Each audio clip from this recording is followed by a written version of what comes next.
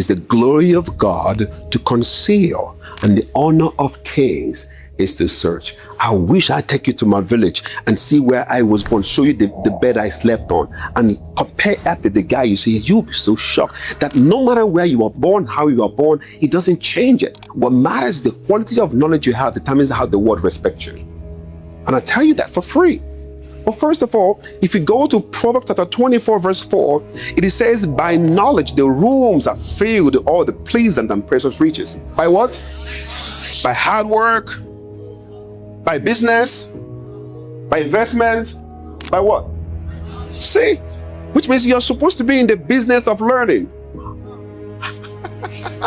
I don't care which sector you chose to play in, be in the business of the knowledge of that sector.